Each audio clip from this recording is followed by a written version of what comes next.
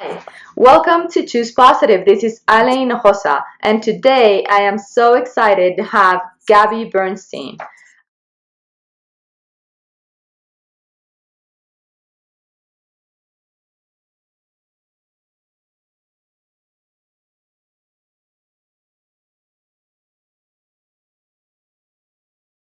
So, Gabby, it is our pleasure to have you here. Welcome to Choose Positive. Thank you. I'm so happy we worked it out. Oh, yeah. So happy you're here. So, first of all, for our audience who may be new to your work, I would love it if you could share with us what is your story. Well, I think like most people, the way that we find our way to any type of personal growth work is through hitting our own bottom of sorts. And that was my experience. When I was in my 20s, I was really trying to create a world outside of myself that made me feel good enough and made me feel successful and made me feel supported and loved. And that outside search turned into pretty poor behavior, addictions and fear and just a lot of chaotic behavior that in effect was really the catalyst for my greatest change.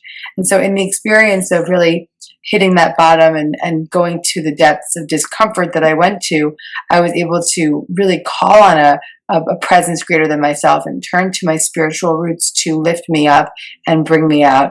And in that journey of my own spiritual recovery, I also chose to get sober. So I've been sober for 9 years, and I've been on a very serious path of recovering my faith in positivity and love and my spiritual path. And that has been really my own personal journey has been really the great teacher for me and has guided me so that I can teach others through my own experiences. Right, because I've heard you say that sometimes what happens is that when we have an addiction, we are looking for love in all of the wrong places. That's right. And so we need to come back to connect with our own inner guidance, right? Yeah, and I think that's really the way to boil down what it is that I teach and what I do is really all about really shedding the blocks to the presence of our inner guidance system. And whatever lesson it may be, whether it's through prayer or through meditation or through personal growth exercises, to practice and get into the energy of releasing the blocks to the presence of that connection to your intuition and your inner guidance system. And most things in our day-to-day life take us out of that space. And then it's how quickly can we come back? Right. Great example. We got on this call tonight. And I was thinking it was an audio call, and you were thinking, and you knew it was a video. Right. And that's really just because I don't pay attention to my emails. But, I got taken out from, I wasn't expecting this.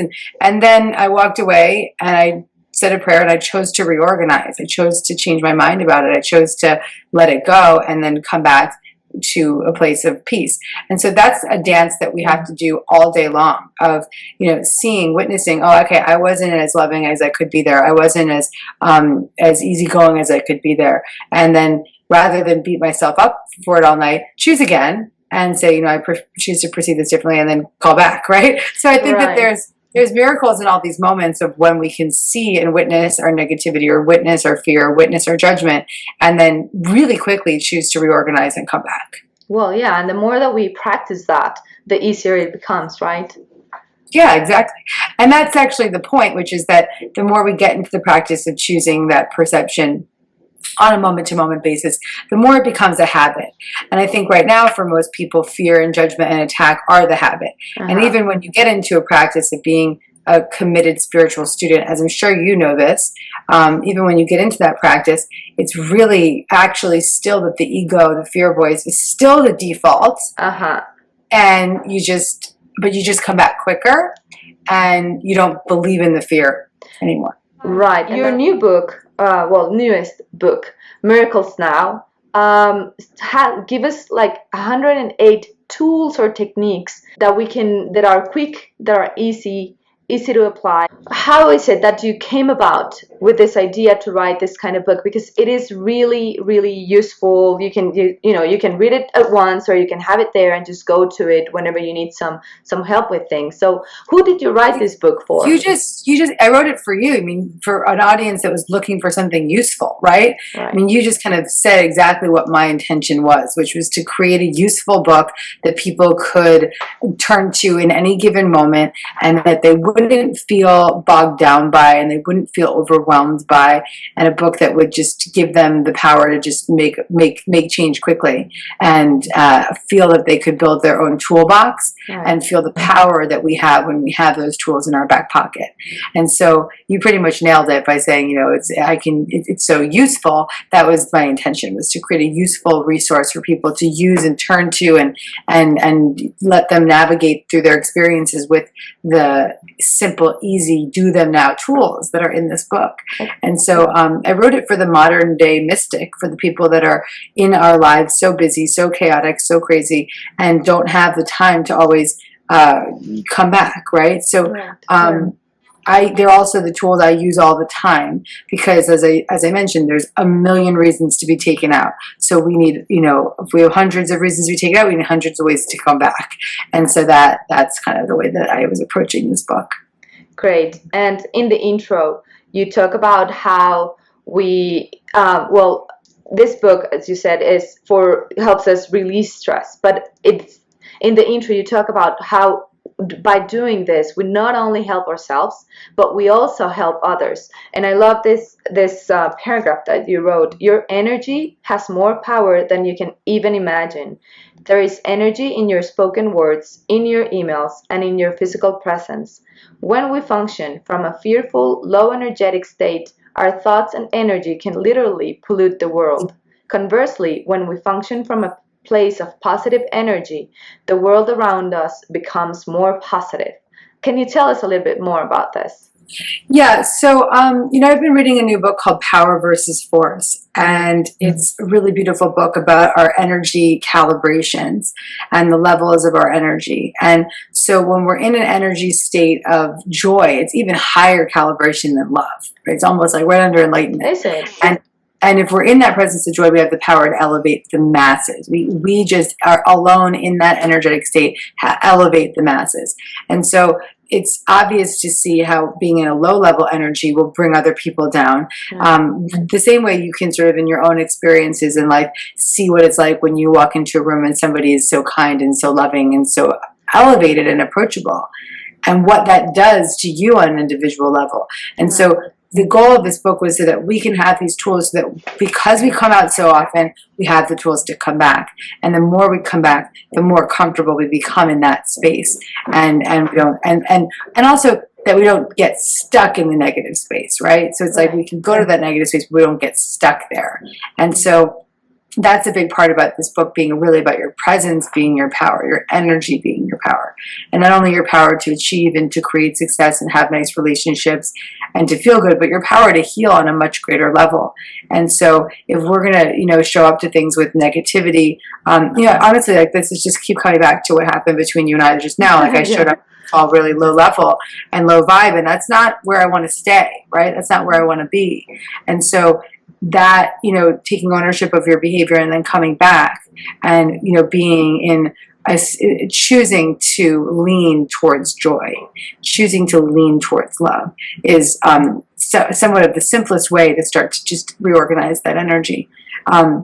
These people might be listening saying, well, how do I get to that state of joy, or how do I come? Really the simplicity here is to recognize when you're not there and choose to go there. Choose it, make a choice, make that decision. And that choice is enough. Right.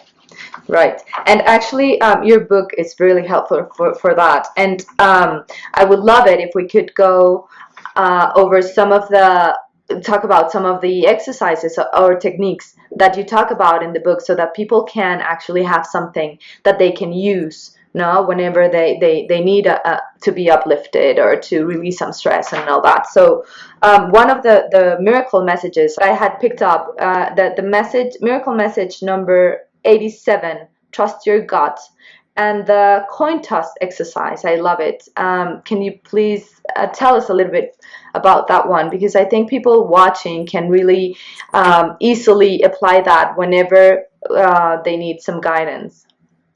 Yeah, this is a fun one. You could take a coin out of your pocket and think about an issue in your life that you would like to reorganize or make a commitment towards. So let's say, you know, should I leave this relationship or should I be in this relationship? Or should I leave my job or should I stay in my job? And heads is I will stay and tails is I will leave. And you flip the coin. And whatever your first reaction is to what the answer is a very sure sign that you've got direction. So I do this with audiences all the time, and people are always like, phew, or they're like, oh God, you know, what do I do? Yeah. So the first response is your honest response. It's your gut response. And so I find this to be really powerful when you're in a position where you're like, what is it that I should be doing? Flip a coin. Right. Sounds so silly, but it actually really works. Another one that I loved is miracle message number 24, and it's the compare no more. So because we constantly find ourselves comparing ourselves to other people, to, you know, might it be celebrities or other, or teachers, or, you know, the neighbor or whoever, and you have a say that says, whenever we caught ourselves doing this, we can say, the light I see in them is a reflection of my inner light. And I love this. I thought this was wonderful. So if you could please, you know, share a little bit more about what's behind this with everyone watching. Yeah, I think that, you know, whenever what we see, what we admire in others is a reflection of who we are. And I believe that what we don't like in other people is a reflection of our hidden shadow, right? It's what we're not looking at, what we're not willing to look at. And so our disowned part of ourselves.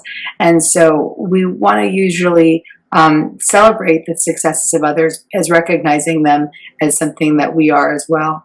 And I think it's a very helpful tool for getting out of judgment or getting out of separation. Yeah. So you teach, you're a spiritual teacher, and what I love about you is that you teach spirituality for the next generation. And I wanted to ask you, why do you think it is so important right now to teach, to bring all these teachings to the next generation? I think it's actually important right now to bring these teachings to everyone. It's not too late for anyone, and it's not too soon for anyone. Right. So I think this is a time to be bringing these principles to everyone that we encounter, and to really share with the masses. I have resonated with the younger generation because I started teaching in my 20s. So I think that was easy for folks to sort of come along for the ride with me. But like I said, I think that this is a universal message that the world desperately needs right now. Yeah. And so I really honor you for what you're doing, and particularly for bringing these messages to a new culture that may not be as accustomed to these tools as Americans, for instance. Yeah. So, you know, I applaud you for that. And I think that it's, you know, I think that it's a time for everyone to be jumping on the bandwagon of choosing to see things and bringing in tools for reorganizing their energy. Great. So thank you so much for being with us today, Gabby. Is there anything else you think would be worthwhile to share with the Spanish-speaking world? You know, I think that wherever you are in your journey, that you can take whatever you want, take what tools are meaningful to you, take what lessons feel connected to you, and leave the rest. Because I think that when we begin on these paths and we start opening up our awareness to these types of principles, it can be overwhelming or it can be challenging.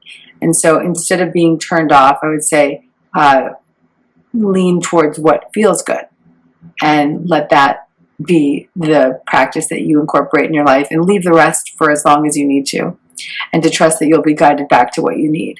And if someone's watching this video, to trust that they've been guided here, to trust that they've been led here, the same way you've been led where you've been led, and I've been led where I've been led, that got us to these places in our lives. Right. Yeah. Well, thank you really so much, Gabby. We appreciate having you here. And for everyone watching, if you want more to know more about Gabby and her work, please visit gabbyb.tv.